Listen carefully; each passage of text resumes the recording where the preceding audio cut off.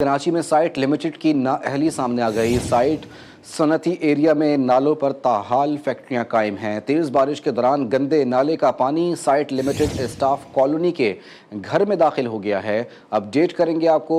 Site limited की नाअहली सामने आ गई है। साइट सनती एरिया में नालों पर ताहाल फैक्ट्रियां कायम हैं। तेज़ बारिश के दौरान गंदे नाले का पानी साइट लिमिटेड स्टाफ कॉलोनी के घरों में दाखिल हो गया। क्या तफसीलात हैं ये जानते हैं नुमाइंदा खुसूसी अख्तर शाहीन रिंद से। अख्तर शाहीन, बताइए।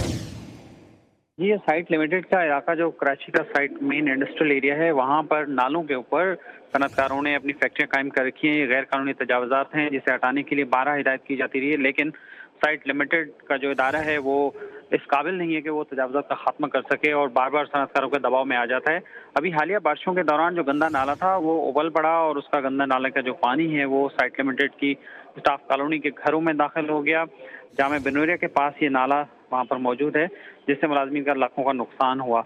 और उस नाले के अंदर पानी माफिया की कुछ लाइनें भी वहाँ मौजूद थी जो रुकावट का बायस बनी हुई थी। अब लोगों के एहतजाज के बाद फिर साइट इंतजामिया ने वहाँ उसको नाले के ऊपर जो छत थी, पुख्ता छत थी, वो वहाँ पे तोड़ी और उसके बाद जाके वहाँ से कुछ बहाव जो है वो बनने में कामयाब हुआ। इस हवाले से हमने साबिक सदर साइट एसोसिएशन अब्दुल हादी साहब से रब्ता किया। उनके बारे में भी ये कहा जा रहा था कि उनकी फैक्ट्री भी इस नाले पर कायम है।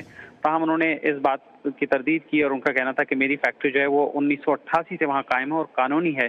जबकि जो मौजूदा सदर हैं साइट एसोसिएशन के अहमद अजीम अलवी, उनसे हमने जब रब्ता किया तो उन्होंने कहा कि हम तजावुज़ात की हिमायत नहीं करते हैं और साइट लिमिटेड अपना रिकॉर्ड कंप्यूटराइज करे। इस हवाले से हमने साइट लिमिटेड के एमडी से रब्ता किया, उनके ऑफिस में हम वहाँ गए कि उनका मौक़िफ़ जान सके, लेकिन उन्होंने अपना मौक़िफ़ देने से इनकार किया। फिर हमने जब तर्जुमान से रब्ता किया तो उनका ये कहना था कि कुछ बाज़ फैक्ट्रीज ऐसी हैं जो अदालती हुक्म इम्तना की वजह से वहाँ पर कायम है, जिसकी वजह से उनके खिलाफ कोई एक्शन नहीं हो सका है। जी, बहुत शुक्रिया आपका अख्तर शाहीन रिंद।